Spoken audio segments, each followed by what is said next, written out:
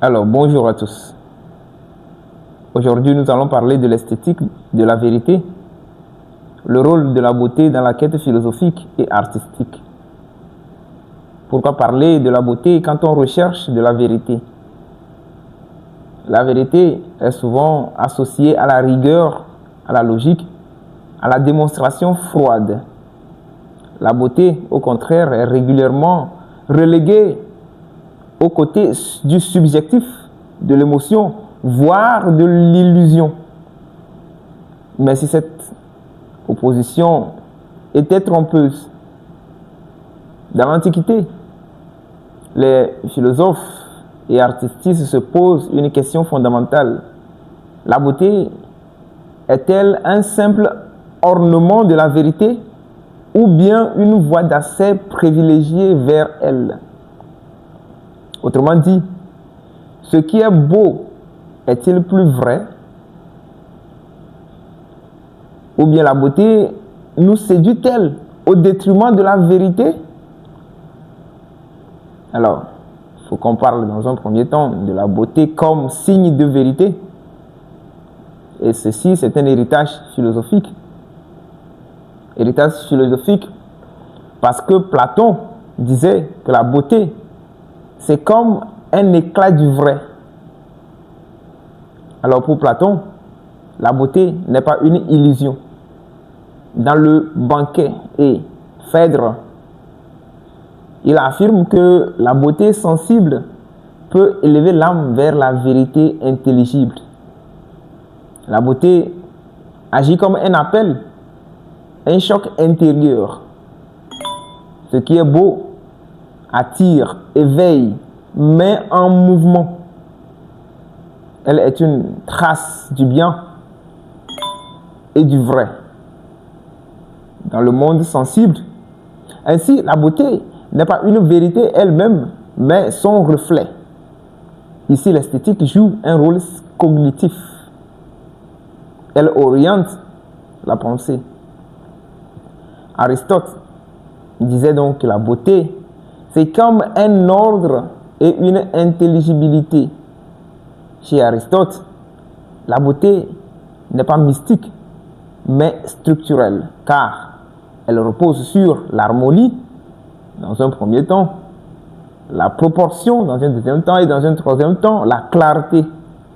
Une œuvre est belle, ou une belle œuvre, est une œuvre compréhensible, bien construite. De même, un raisonnement philosophique élégant est souvent jugé comme plus convaincant. La beauté devient alors un critère indirect de vérité. Alors, ce qui est bien ordonné semble plus juste. La beauté est art. Révéler plutôt que décorer.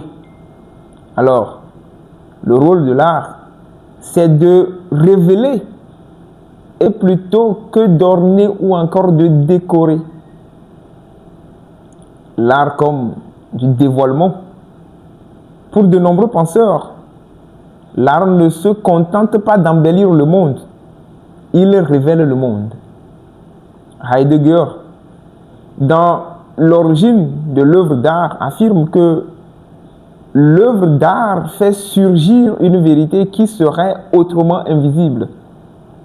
La beauté n'est donc pas une décoration, mais une ouverture du sens. Elle nous apprend quelque chose sur l'existence.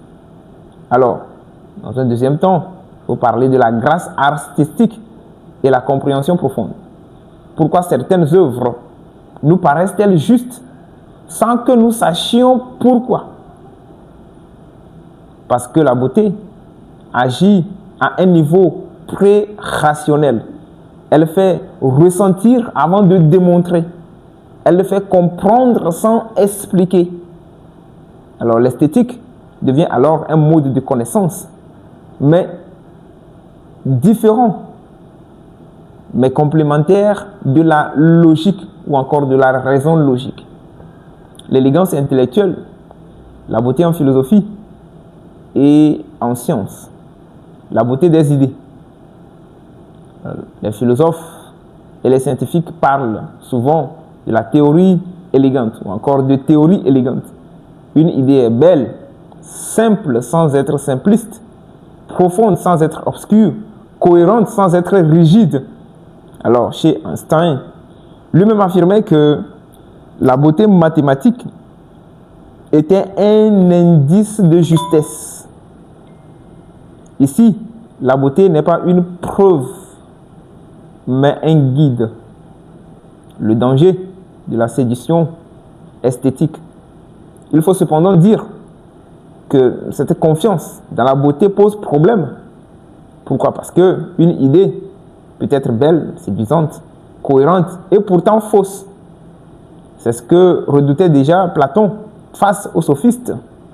Également Kant, qui se méfiait même des illusions esthétiques et aussi d'autres penseurs critiques modernes. Alors, la beauté peut masquer la vérité autant que la révéler. Beauté subjective ou beauté universelle. La critique moderne, la beauté est-elle trop subjective?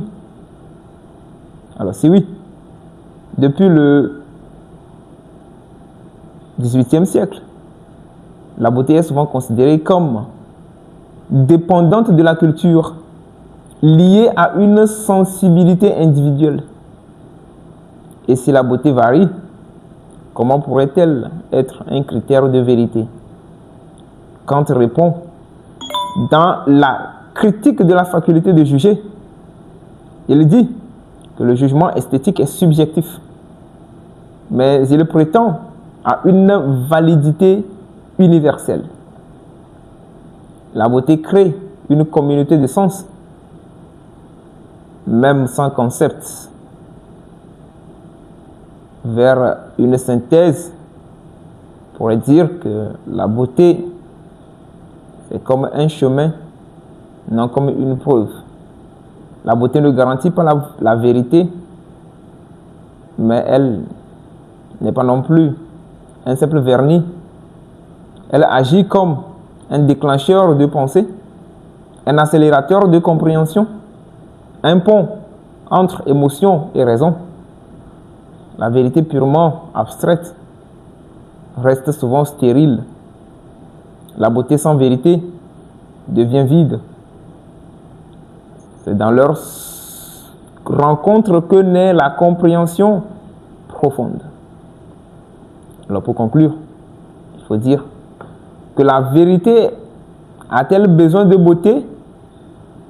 Peut-être que la question n'est pas de savoir si la beauté mène-t-elle à la vérité, mais plutôt la vérité peut-elle vraiment se passer de beauté?